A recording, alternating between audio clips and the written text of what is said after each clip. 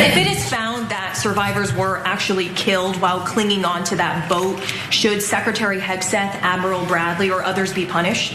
I think you're going to find that this is war, that these people were killing our people by the millions, actually, if you look over a few years. I think you're going to find that there's a very receptive ear to doing exactly what they're doing, taking out those boats. And very soon we're going to start doing it on land, too. The Trump administration continues to be on the defense as a result of the backlash they're receiving from the potential war crimes that have been committed in the Caribbean. These alleged war crimes have to do with the fact that a fishing boat in September was not only struck by the US military, but afterwards, when there were two individuals who were essentially clinging onto the wreckage of the boat, it was clear that they had survived the first strike. The military ordered a second strike to kill the other two individuals, and that is considered a war crime. So you have the Trump administration, really changing their story, which I think is an admission of guilt. Hegseth denied ordering it. Then they tried to place the blame on someone else. So we'll go over that right now, but it is really interesting to see what's going on here, because I think for the first time in my adult life, I'm seeing politicians in Congress on the left and the right, not too many of them, let me just be clear, but enough of them to give me a little bit of hope that maybe Congress is waking up to the fact that ceding their power to the executive branch as it pertains to military action was a really, really bad idea during the aftermath of 9/11. So let's talk a little bit about what happened today, because something interesting did occur in Capitol Hill as a result of a bipartisan group of lawmakers who want to investigate potential war crimes being carried out by the Pentagon under Donald Trump. So this morning, lawmakers met with Navy Admiral Frank Bradley, and we've talked about him before. He is the individual who allegedly, greenlit the second strike in that September 2nd mission. And as he was meeting with these lawmakers, he apparently showed them the video footage, the full video footage of the operation, right? Because we've seen bits and pieces of the video, but the Trump administration hasn't really been transparent. They haven't released the full footage for all Americans to see. And according to Democratic Representative Jim Himes, the footage clearly shows that the United States forces were targeting survivors clinging onto the wreckage of the boat who pose absolutely no threat to American security. And that's, by the way, that is the important thing to keep in mind. Now, we talk a lot about the importance of due process. It's part of our Constitution. I think I would argue it's an important part of our Constitution. But you can carry out a strike like this if the individuals who are being targeted pose an imminent threat to our soldiers or to US national security. But that was not the case here. Remember, these fishing boats are not even capable of reaching the United States, which is why this whole argument that we're hearing from the Trump administration about how they're doing this to counter narco-terrorism is just completely ridiculous. But here's what Representative Himes had to say. He's a Democrat from Connecticut, saying that, I reviewed the video and it's deeply, deeply troubling. The fact is that we killed two people who were in deep distress and had neither the means nor obviously the intent to continue their mission. And by the way, the other thing is, if they were narco traffickers who were dangerous and a threat to US national security, I mean, you could just share that information with the American people. Like, what's the data? What's the evidence? The fact that there's been no transparency here from the Trump administration is also part of the reason why so many Americans and even a bipartisan group of lawmakers are starting to get more and more furious about this. So in the Washington Post's original reporting, they indicated that Secretary of War Pete Hegseth ordered his subordinates to, quote, kill them all. Now, Hegseth denied it. And then later, during a White House press briefing, Caroline Leavitt confirmed it. Trump denied it. I mean, they just keep changing their story. But what's really interesting is the latest reporting indicates that Bradley decided to provide cover for Hegseth. So here's reporting from The Hill. The Admiral confirmed that there had not been a kill them all order and that there was not an order to grant no quarter, Himes said. He declined to provide further details. Leaving the meeting with the top lawmakers on the Intelligence Committee, Bradley declined to comment.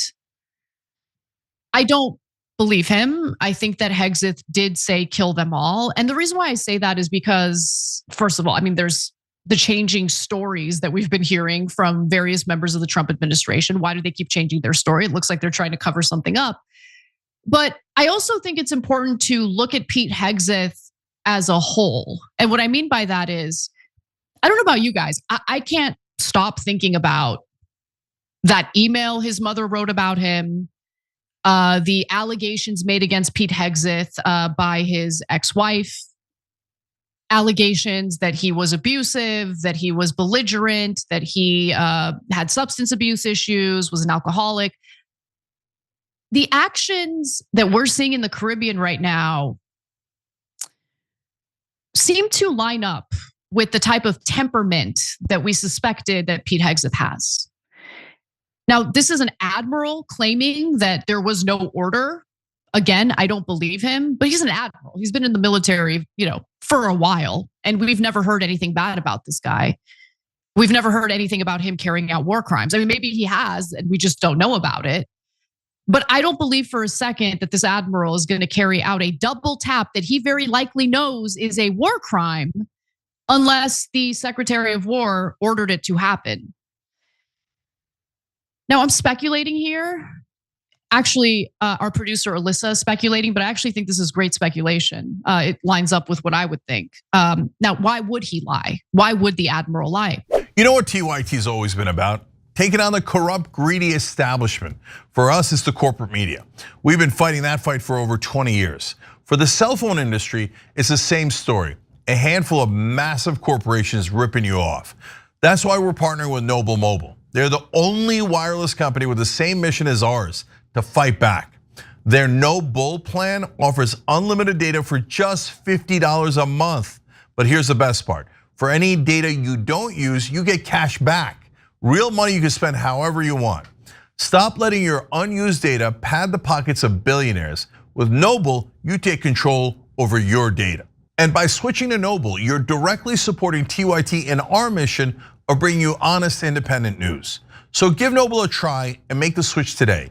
Scan the QR code on the screen now or visit go.tyt.com/plan. That's go.tyt.com/plan.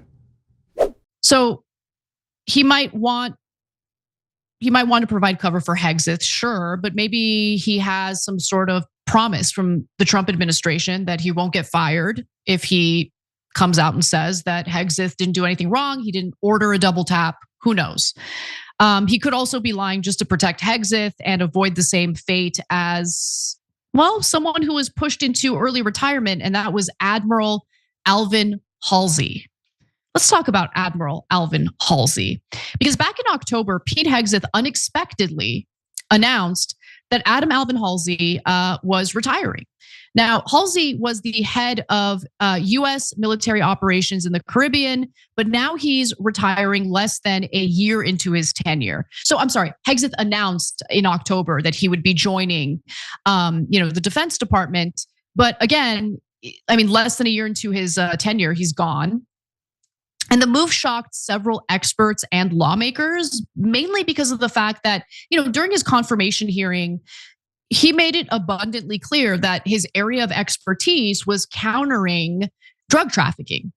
And the Trump administration purports to care so much about drug trafficking, even though they just pardoned the former president of Honduras, who was very much involved in drug trafficking that negatively impacted the United States.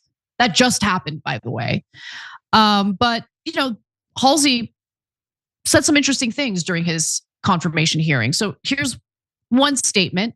He said, quote, "My first deployment to the Southcom area of responsibility was over 33 years ago, conducting counter-drug missions," he told lawmakers at his Senate confirmation hearing in September. arguing for a more muscular approach to dismantle the drug cartels responsible for tens of thousands of American deaths.